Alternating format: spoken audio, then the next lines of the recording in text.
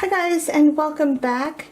Today we're going to be making a double cobra knot adjustable collar, and the cords that I'm using today are 550 paracord in black and I can't remember the name of this color, but I'll have it on the screen for you. I'm so sorry. But I'll be using those two cords, and I'm also going to be using a red Thane adapter, and we can really just get started. So for this cord, I did the black for the double cow's hitch. If you're not familiar with the double cow's hitch, I will definitely leave a link below for you guys. And now I am going to just weave in this, I'm going to call it the red cord, but that's not the name of it. I'm sorry. For the red cord, what you're going to want to do is you're going to go right in between one cow's hitch, go underneath this stitch, underneath the next stitch, the two middle ones, and then out the other cow's hitch. I am using a pericord needle today, but you don't have to. So we just want to go underneath, and you can loosen these up.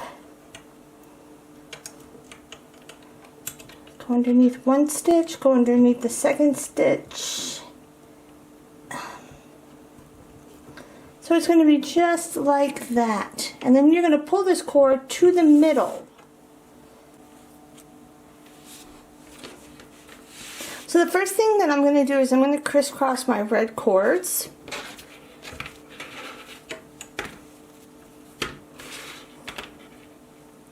Now I'm going to take my black that is on the right side, and I am just going to go and make a loop with a tail end. And now I'm going to take this cord that is on my right, and I'm going to go over that tail end, down the middle, and then up on the right side, right up through that loop, and tighten it. Next, I'm going to go on my left side, and you can get this black cord out of the way. I'm going to make a loop with a tail going over the two cords. So I have my loop and a tail. I'm going to go over again with the cord now that is on my left side, and I'm going to go down the middle and then up through this loop that I just made. So I'm going to go over, right down the middle, and then up through that loop. And I'm just going to tighten it up. Now I'm going to start with the cord that is on my right side again, and this time I'm going to make a loop going the opposite way. So I'm going to make a loop with a tail end. So you're only going over this middle cord on the right, and now you're going to take your red cord and you're going to go over that tail and then right up the middle through that loop. So go over, underneath, and up through the middle and up through that loop. And you tighten that up. To the same but the mirror image on the left side, you're going to make a loop with a tail. Whoops. And then you're going to go over that tail, underneath, right through the middle, and through that loop that you just made, and tighten that up.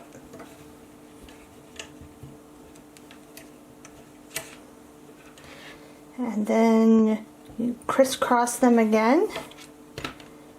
And now you're going to start that weave all over again. You're going to start on your right side, and these cords now that are coming out of the middle usually fall in the spot that you want them in, but just make sure that you crisscross them the same way you crisscrossed your first one. So my right cord is going to be going over my left. So I'm going to take my right cord now, my black right cord, and I'm going to make a loop with a tail. And then I'm going to go over the tail, underneath and up through that loop. So over, under, and through.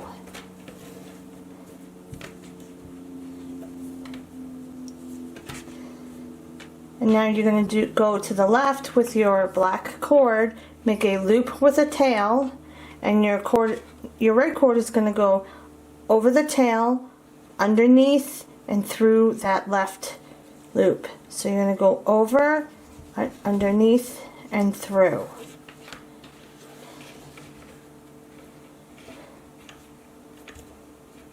And tighten it up.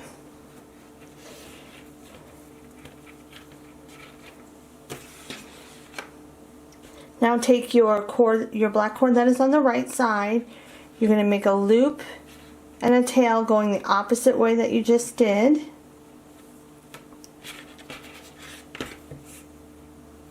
And you're going to take your red now and you're going to go over the tail, underneath, right up the middle, and through the loop that is there. So over, under, right up the middle, through that loop that you just made.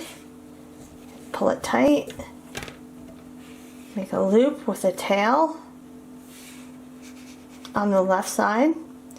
You're going to go over, right up the middle, and through the loop. So you're going to go over with the red, underneath, right up the middle, through that loop, and pull it tight. Make it. You can start just right back from the beginning. You're going to take your cord that is on your right side that's black. You're going to make a loop with a tail. And remember, you're going to go over the tail and up through the loop. So over, down the middle, up through the loop. Take the black on the left, make a loop with a tail. Do the same that you just did with the red cord on the right. You're going to go over, underneath, and through that loop. Pull it tight.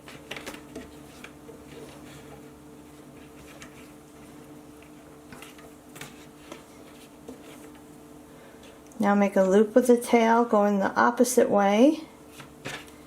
And then you're going to go over, under, and through. A loop the opposite way.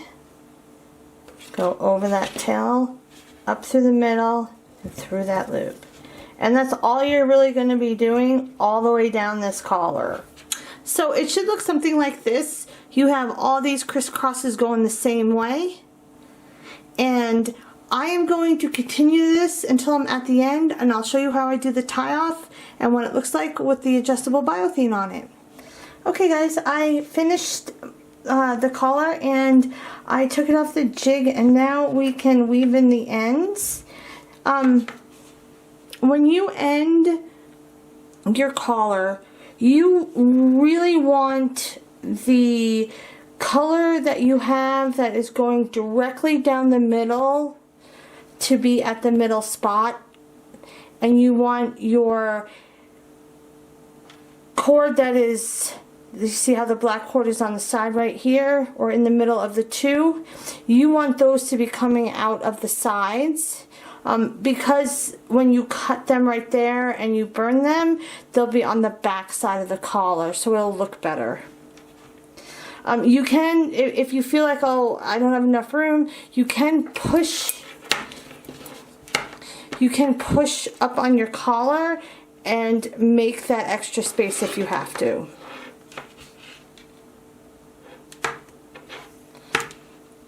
So I am going to start with my red, and I'm going to weave them in first, and I am using a paracord needle.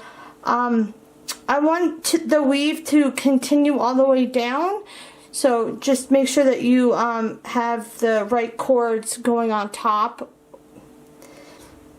So I'm going to be sewing in or weaving in the red cord, because that's what's coming out of the middle, and you have a really small hole between the two cow stitches. That's where you're going to stick your cord through.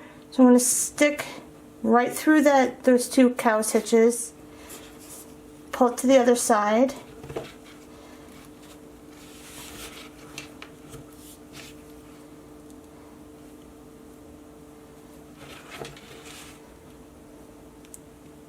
So for my cord that is on my left, I'm going to go through that same hole, but I'm going to go over the cord that I just put through.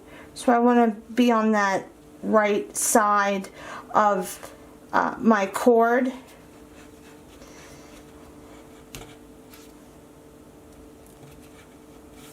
Pull that through, and you can see how the pattern is the same all the way down. To cut and burn, I'm going to start on my side, and I'm just going to cut my side cord at about 1/4 of an inch. I'm going to fray that out, and once I get it nice and hot, I'm going to squish it down with I have a butter knife that I'm using. So I'm just going to make it hot.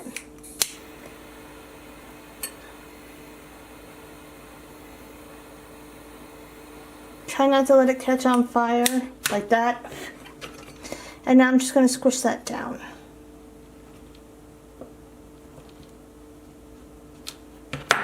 I'm going to do the same on the opposite side. Once you finish the two sides, you can work on the middle cords. I'm going to do one at a time. And I'm actually going to cut one at a time also. So I'm going to go about 1/4 of an inch up. I'm going to fray that out a little bit, holding my other cord out of the way. And I'm going to make it nice and hot, and then I'm going to squish it down with my butter knife.